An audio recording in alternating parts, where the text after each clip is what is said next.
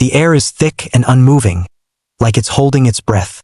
Smoke from last night's fire clings low to the ground, curling lazily around the ankles of the tribe's members as they stir to wakefulness. Somewhere a child coughs. Once, then again, then silence. A small nomadic band of 23 people is encamped near a grove of tall, whispering trees, their shelters made of bent branches and hides, their fire pit glowing with the last embers of a forgotten story. By all appearances, it's a morning like any other in the prehistoric world, until the second child vomits. Welcome to the story of things that kill without claws or fangs. And heads up, you might not survive this. But before you enjoy the story, take a moment to like the video and subscribe to the channel, but only if you really like what I'm doing here. And tell me, where in the world are you watching from, and what time is it there? I love imagining this tribe we're building, stretched across continents and hours. Now, turn up the volume, and together let's begin today's journey of exploration. It starts with the young ones. It often does. Smaller bodies, faster symptoms. The first child, a boy of maybe 5 summers, was restless the night before, his skin clammy, his breath shallow. The tribe thought little of it. Maybe he ate spoiled roots. Maybe he swallowed too much smoke from the fire. But by morning, his eyes were glassy, and his limbs twitched when he tried to rise. The second was a girl, slightly older, stronger, until she wasn't. Within the next few hours, a third child staggered away from the group mid-meal and collapsed, face down in the dirt. No wounds, no predators, just fever, confusion, and the unmistakable scent of panic. One of the adults joked nervously, "Maybe they're just trying to get out of digging for firewood." No one laughed. The tribe had no name for infection, no word for bacteria or virus, but they had a word for what was happening. The shadow fever came silently, took quickly, and it left nothing for the spear to fight. They tried everything they knew. The fire was fed more aggressively, more smoke, to chase the demons away. They burned bitter herbs that stung the eyes and made the air nearly unbreathable. They sang old chants, rhythms meant to confuse death. The healer, an older woman with more wrinkles than teeth, dabbed the children's foreheads with a paste made from ground mushrooms and river clay. She whispered to the spirits of the stones and touched their chests, trying to pull out the illness with breath. But the children only worsened. By dusk, 2 had stopped breathing. Their bodies were wrapped in hide and placed on the edge of the grove, far from the main camp. Not a burial, not yet. The tribe believed that some souls wandered for days before deciding to leave. They gave them time. Or maybe, deep down, they just didn't want to touch them. The fear was spreading faster than the illness. And that's when the coughing started among the adults. One man, a hunter named Duro, began sweating through his tunic before the stars came out. He sat near the fire, arms wrapped around his knees, mumbling to himself. His friends teased him. "You caught it from the children?" He didn't answer. By morning, he couldn't speak at all. His breath came in wet gasps, like wind struggling through wet grass. The healer pressed her ear to his chest and frowned. She didn't know what lungs were, but she knew that sound didn't belong in any living creature. It sounded like something trying to drown, in air. The strangest detail of all, the tribe hadn't done anything unusual. They hadn't fought with strangers. They hadn't eaten anything new. They hadn't crossed a cursed path or disturbed any known spirit. They had simply lived, which meant the killer had been with them all along. In the water, on their hands, in the meat, in the breath between one person and another, it was a mystery wrapped in ordinary moments. And that's what made it terrifying. Now, here's one historically accurate fact that might ruin your dinner. Prehistoric people were constantly exposed to pathogens.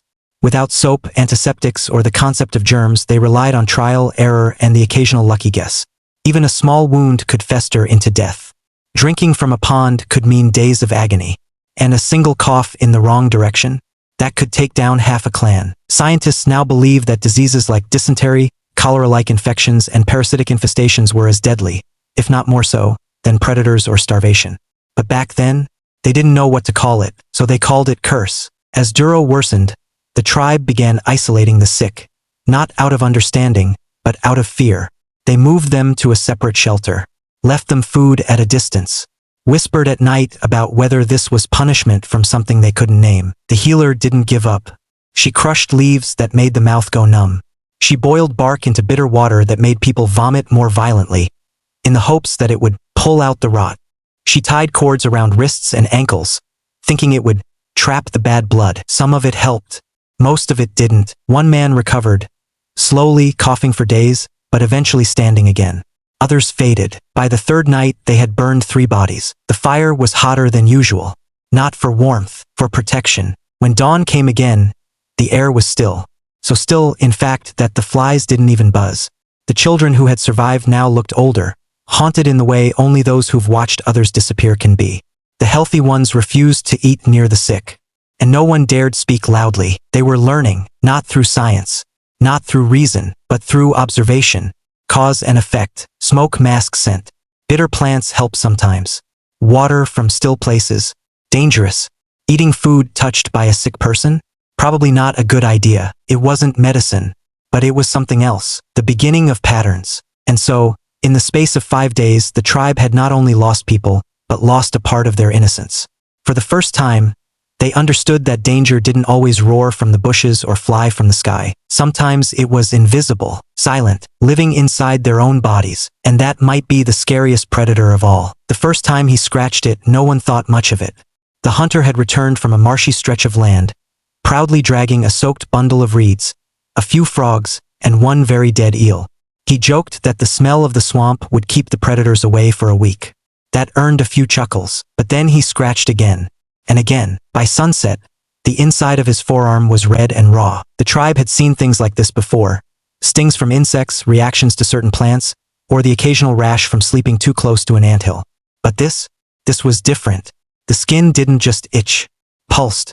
It moved. The healer leaned in close, sniffed the patch, and muttered something under her breath that probably translated to, "Oh, that's not good." 2 days later, the hunter wasn't scratching anymore. He was digging into his own arm, because something was moving under his skin. Now, let's get this clear, this isn't a horror movie. This is prehistoric reality. Parasites aren't fiction. They've been here longer than humans have.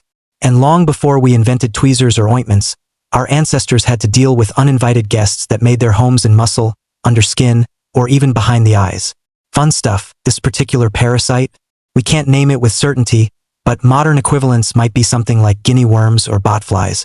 And yes, both are as disgusting as they sound. Back to our poor hunter. The tribe gathered around as the man sat in the dust, trembling, eyes wide with a mix of fear and fury. His skin, already inflamed, had a noticeable bump, long and thin, moving just beneath the surface like a thread being tugged by an invisible hand. It didn't help that the healer said, with perfect deadpan seriousness, "It's making itself comfortable." The hunter tried to joke back, but the grimace on his face wasn't from humor. The healer gathered some tools. A sharpened bone needle, a piece of leather for the man to bite, and a length of vine soaked in hot water. This wasn't medicine. This was extraction. What happened next was, well, let's call it a blend of surgery and guesswork. She made a small incision with the needle just above the raised line. The hunter screamed into the leather, nearly snapping it in half. The children were told to go fetch water, mostly to get them out of earshot. The rest of the tribe watched, silent, as the healer slowly, painstakingly began to pull. Out came a thin, white, noodle-like worm, twitching slightly. One woman gagged. Another ran off. The rest stood as still as statues. It was nearly a foot long. The healer laid it out on a flat rock, squinted at it, and whispered, "Not the biggest I've seen." Now that's a lesser-known fact. Parasites were constant companions in prehistoric life. Lice, fleas, intestinal worms. Most of these weren't seen as infections. They were just part of the environment. You didn't have a clean gut. You had company. Permanent, squirmy company. And while it's tempting to picture prehistoric people as too rugged to care, the truth is they did care. They just lacked options. When someone had chronic stomach pain, they were said to be twisted by snakes. When they coughed worms, they were believed to have swallowed bad spirits. Funny how close that last one is. Really, the hunter survived the extraction, but he wasn't the same. The wound festered. He grew weak, thin, and irritable. His leg began to swell, and soon he couldn't walk without help. Whether from infection, more hidden parasites, or simply trauma, he faded. One morning, he didn't wake up. The tribe buried him under a mound of rocks near the swamp where he'd hunted. The healer placed a carved stone on his chest, a spiral etched with a jagged line through it. It was her symbol for invaded. And here's where things get interesting. Rather than avoid the swamp entirely, the tribe marked it. They gathered blackened sticks, placed them in a circle around the entrance trail, and taught the children a chant. Where the water sings but the worms sleep, do not hunt. Do not drink. Do not sleep. It rhymed better in their language, trust me. This wasn't science. It was survival memory, passed in rhythm, taught through loss. A few weeks later, another man was found scratching his side in the early hours of morning. The healer immediately isolated him, not out of cruelty but out of caution. She sat nearby, burning herbs, repeating the chant under her breath. When he asked if he was dying, she said, "Not if we treat the swamp like a mouth with teeth." Poetic and slightly terrifying. The parasite didn't take him. Maybe it had been a rash. Maybe the worm had passed. Or maybe, just maybe, the tribe had started catching the unseen enemy before it could bite. A shift was happening. And here's your strange detail of the day. In some prehistoric burials, researchers have found combs, lice combs. Tiny tools carved from bone or ivory, designed to scrape parasites from hair and skin. Hygiene wasn't just a modern concern. Even 10,000 years ago, people were trying to rid themselves of the itch that never leaves. So the next time you feel something crawling on your leg, or scratch at a mystery bump, just remember, somewhere, deep in your ancestral DNA, your great-great-great many times great-grandfather was doing the same thing. Only without hydrocortisone cream, and possibly with a burning stick. The thirst came first, not the kind you feel after a long walk or a dry meal, but the kind that cracks your lips and turns your thoughts sluggish. The kind that makes even brackish, fly-specked water look like treasure. The tribe had been walking for 2 days without a proper stream. Their skins were dry, their mouths sticky, and when they stumbled across a wide, still pool shaded by reeds and low trees, they didn't hesitate. No one asked questions. No one sniffed the air or tested the soil. They dropped to their knees and drank like animals. Cupped hands, drenched faces. One woman even waded in waist deep, laughing as she splashed herself, the muddy water running in rivulets down her legs. It was the last laugh she would give for days, because this water didn't give life. It carried death, tiny, invisible death. By nightfall, the first signs appeared: cramps, diarrhea, nausea. Nothing alarming at first, just the usual signs of an upset stomach. But by midnight, 5 people were curled in the dirt, groaning. 2 had fevers. 1 had stopped speaking altogether. The healer was already brewing something in a gourd bark mixed with bitter moss and a bit of crushed charcoal. It worked on stomach trouble sometimes, but she stirred with a frown. It wasn't just the symptoms, it was the number of them. Too many, too fast. In our world, we diagnose it in a heartbeat. Contaminated water. Probably protozoa, bacteria, or parasites like Giardia lamblia or Entamoeba histolytica, both of which still ruin camping trips today. But in this world, there was no microscope, no warning label, just a deadly lesson unfolding in real time. And here's your historically accurate fact. Prehistoric humans were especially vulnerable to waterborne pathogens. With no consistent access to fire-boiled water, no knowledge of microbial life, and frequent exposure to animal-contaminated sources, water could be both salvation and silent killer, which unfortunately brings us back to our tribe. By dawn, people were collapsing in the undergrowth, too weak to stand. One man tried to vomit but only coughed up foam. Another had blood in his stool. Panic crept in like fog. The healer acted quickly. She didn't understand the concept of sterilization, but she had instincts. And instincts told her this illness came from something they all shared. She ruled out food. Different people had eaten different meals. But the water? They'd all drunk from the pool. Even the children, so she declared it cursed. They moved the camp immediately. No goodbyes. No final glances. They left the bodies of 2 elders where they had died, faces peaceful in the grass. The next camp was built on higher ground, beside a trickling creek that smelled like stone and tasted like metal. The healer told them to wait before drinking. She boiled a small gourd of water over flame, watching it bubble. When asked what she was doing, she simply replied, "Killing the water's hunger." Nobody knew what that meant, but the steam rising from the gourd seemed sacred. Hot, safe. They waited, drank only small sips at first, and watched. And for the first time, the healer added a new instruction to her chant for the children. Flowing water feeds. Still water deceives. Now, here's the strange detail you didn't expect. Some prehistoric campsites show intentional placement away from stagnant water, even when it was closer and more convenient. Archaeologists believe these choices were not random. They were based on bitter experience, repeated generational loss. Water that didn't move became associated with sickness. Prehistoric survival wasn't just about hunting and fire.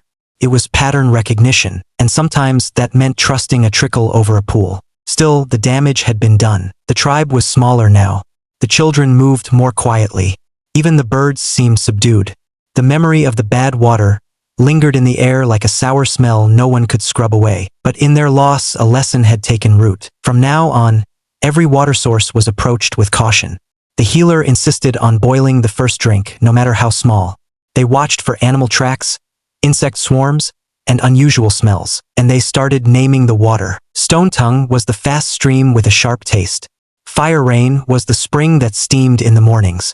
But the pool had no name, because names were for things that gave life. Weeks passed. The sickness faded. Those who survived grew stronger. The healer collected plants she hadn't before. Things that made the belly tighten or forced vomiting. She didn't fully understand how or why they worked, but she made notes in her own way, carved marks on sticks, stripes on bones, the shape of a leaf rubbed into bark. It wasn't medicine in our modern sense, but it was memory, and that was the beginning of something powerful. One day, a child pointed to a puddle after the rain and asked, "Is that water safe?" The healer smiled. "No," she said. "The water must run like your feet. If it stands still, it turns against you." Then she knelt beside the puddle and drew a quick symbol in the mud. A circle with an arrow pointing outward. Run. That child would one day teach their own. And eventually, one of their descendants would invent a word that changed everything. Contagion. But here, in this time, there were only signs, patterns, pain, and the long, hard-earned understanding that not all dangers have teeth. Some dangers wait in the silence, in the thirst, in the glassy shimmer of a pool that hides what it carries. So if you're ever on a long hike and come across a perfect, still pond glistening in the sun, just remember, sometimes the scariest predator fits through a straw. The healer's hands trembled as she pressed the damp bark against her daughter's forehead. The girl's breathing was shallow, chest rising and falling like a leaf caught in weak wind. Her lips had turned pale, almost blue. Her limbs jerked occasionally. Tiny spasms, like her body was arguing with something it couldn't name. No bite, no wound, no blood. And yet, her daughter was clearly losing a battle. So the healer did what desperate people have always done when the rules of the world stop making sense. She broke them. All her life, she had followed the teachings passed down from elder to elder. Chants, herbs, hot stones, smokes, rubbing certain leaves under the arms, or whispering into animal skulls. Most of it helped. Some of it didn't. And once in a while, something worked so well it earned a name. But now, staring down at her child's fading form, she realized the truth. She didn't know enough, and so, she started trying things she was never taught. The first was bark from a tree that oozed yellow sap when cut. Tasted like fire and made the mouth go numb. It had once been used on a hunter whose arm was crushed by a boulder. He died, but not before sleeping soundly for a full day. That had to count for something. Next came crushed moss from the north side of a damp boulder, a greenish fluff with a bitter scent. She mixed it with water and dribbled it into her daughter's mouth, hoping it would cool the fever. Finally, she gathered a moldy clump of half-rotted fruit, sliced away the worst of it, and scraped the fuzz into a bowl. Not to feed it, to burn it. The smoke was dark, choking, but filled the shelter with a strange sharpness. She wasn't sure if it would kill the sickness or kill them both. But either way, the girl wouldn't die without a fight. Here's your historically accurate fact of the day. Many modern medicines trace their roots back to prehistoric experimentation. Even something like penicillin, the antibiotic that changed the world, was born from a mold. It's entirely possible that early humans stumbled upon antibacterial and anti-inflammatory substances by accident, often in moments of desperation like this. So yes, that smoking bowl of mold fuzz and bark, it may have been more than superstition. It may have been the first step toward a cure. The healer didn't sleep. She rubbed her daughter's feet. She whispered into her ear. She blew warm breath onto her hands before touching the girl's skin. And when the spasms returned, she gritted her teeth and poured the moss water again. This time while chanting a rhythm so old it had no meaning. Just sound and hope. Hours passed. Then, without warning, the girl groaned. A real groan. Not a reflex. Not a spasm. A sign. The healer cried quietly. She didn't believe the child was saved. Not yet. But something had changed. The girl was still inside her body. Word of the healer's strange methods spread fast. Not everyone approved. One man accused her of poisoning the child with bad herbs. Another called her spirit drunk. A few simply shook their heads and muttered that she was desperate, and maybe too close to death herself to see straight. But when the girl opened her eyes 3 mornings later, drank water without vomiting, and mumbled, I dreamed of birds. The tribe went quiet, not out of shock, out of respect. The healer began keeping bundles of her new mixtures. Sap, moss, bark, and other things she hadn't dared try before. She tied different colored threads around them so she could remember which did what. It wasn't a medical journal, but it was knowledge. She taught 2 other women how to prepare the smoke. She drew shapes in the dirt and had them repeat the chant rhythm. And when another child fell sick with a milder fever weeks later, she didn't panic. She prepared the mixture. He was walking again within days. Let's take a moment to appreciate the strange detail of this section. In some archaeological sites, scientists have found toolkits buried with prehistoric women, containing bark, herbs, stones for grinding, and bone spatulas, items that strongly resemble what we'd now call medical kits. Some of these plants show traces of medicinal properties. These weren't random collections. They were portable pharmacies. And our healer? She was building one. Not everything she tried worked. One root made a woman vomit until she passed out. Another leaf caused blistering. One experiment nearly blinded a boy for 3 days. But each failure taught her something. She started making notes, carving patterns into stone fragments, scratching tally marks beside ingredients. She wasn't inventing medicine. She was building memory into ritual. One evening, the girl, now recovered, asked her mother why she had tried the mold. The healer paused, then said, "Because it scared me. And sometimes, what scares you might scare the sickness too." That wasn't science. But it wasn't wrong either. And it planted a powerful idea that even invisible enemies might have weaknesses, if you could find them, if you dared to look. And so the tribe began to change. Not all at once. Not everyone agreed. But there was now a whisper in their daily rhythm. That illness could be studied, not just feared. That the healer wasn't just speaking to spirits anymore. She was speaking to the body itself, testing it, learning from it, and just maybe saving it. So the next time you pop an antibiotic or brew a herbal tea for a sore throat, take a moment to thank someone who sat in a smoky shelter 1,000 generations ago and said, "I don't know what this is, but I'm going to try anyway," because that's not just medicine, that's courage. They didn't call it hygiene. They didn't call it infection control. They just called it smart. By the time another season turned, the tribe had changed in quiet, permanent ways. The women no longer prepared food with dirty hands. Instead, they rubbed them with bitter ash after handling raw meat or blood. An idea born from watching the healer scrub her hands after treating the sick. No one said why they did it. It just became the way. The children were no longer allowed to play near stagnant pools. One curious boy who dipped his toes into a muddy puddle was gently swatted and told, "That's where the small death hides." And every evening before meals, the healer lit a bit of moldy bark and let the smoke drift over the cooking area. Not because of spirits now, but because it worked. No one argued with results. These weren't rituals anymore. They were strategies. And though the tribe didn't understand what parasites, bacteria, or viruses were, they were now engaged in a daily battle against them. A war waged not with spears or stones, but with heat, habit, and observation. It was an invisible war, and somehow they were beginning to win. The tribe's knowledge began spreading the same way the sickness once had. Silently, invisibly, from one group to another. A neighboring clan came to trade routes and heard the story of the healer who used bark and smoke. They didn't laugh. They listened. A few days later, they were seen rubbing crushed moss on their arms after drinking from a stream. One old man, skeptical at first, changed his mind after drinking water boiled over a fire and realizing he didn't get the usual stomach cramps. "The fire frightens the sickness," he said, nodding sagely. Everyone agreed. A belief had formed, but unlike most beliefs of the time, this one was testable. Here's your historically accurate fact. Some anthropologists believe early humans began identifying clean versus unclean behaviors long before formal religions or medicine. Charcoal found near ancient water sources, charred cooking tools, burial grounds kept at a distance from living quarters. These weren't accidents, they were evolving responses to unseen threats. The human brain is wired to look for patterns. And when the same pattern kept ending in fever and death, prehistoric people learned not to repeat it. One of the strangest details found in Ice Age settlements, tiny piles of chewed bitter roots, spit out and left in sacred or healing spaces. Researchers believe they may have been used to test poisons or as crude antibiotics.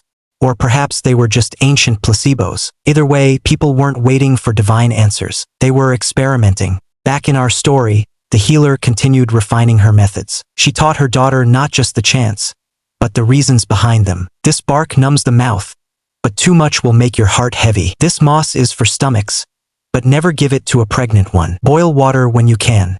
If you can't, smell it. If it smells like sleep, leave it behind. The daughter listened, watched, practiced, and one day, when a young boy staggered into camp with a fever and vomit on his chest, it was the daughter, not the mother, who ran to him first. She boiled the water. She made the smoke, and he lived. The tribe began calling sickness the hunger with no mouth. A thing that didn't bite, didn't growl, but still devoured. And they treated it with the same respect they gave to wolves or great bears. They didn't wait for it to come. They prepared. No longer were the sick pushed aside and left alone. Now they were treated, watched, nursed. They were still feared, yes, but not abandoned. It was the beginning of empathy with strategy, compassion with purpose. And in this final transformation, the tribe began seeing their world differently. Water wasn't just wet. It had moods. Food wasn't just nourishment, it could betray. Smoke wasn't just for warmth, it could protect. Their tools hadn't changed. They were learning how to survive without seeing the enemy. And more importantly, they were beginning to understand that not all predators have teeth. Let's fast forward to your world. You've got soap, hand sanitizer, antibiotics, vaccines, hospitals. You can take a photo of your weird rash and send it to someone across the world. But every time you feel a cold coming on, sip ginger tea, or scrub your hands before dinner, you're echoing decisions made in a world lit only by fire. You're participating in a chain of survival that began with a woman, a handful of bark, and a very sick child. And when you win your invisible battles, those tiny victories over germs, viruses, and infections, you're doing what they did, learning, adapting, passing it on. So if you've made it this far, congratulations, you just survived unseen killers. Not bad, considering you've just heard about botflies, diarrhea death pools, and ancient worm extractions. If you enjoyed the story, like the video, leave a comment with where you're watching from and what time it is, and subscribe for more true tales from the edge of human memory. And remember, the next time you cough into your elbow, boil your tea water, or avoid a sketchy puddle, you're not just being careful. You're continuing a war that started 50,000 years ago. And your ancestors, they'd be proud.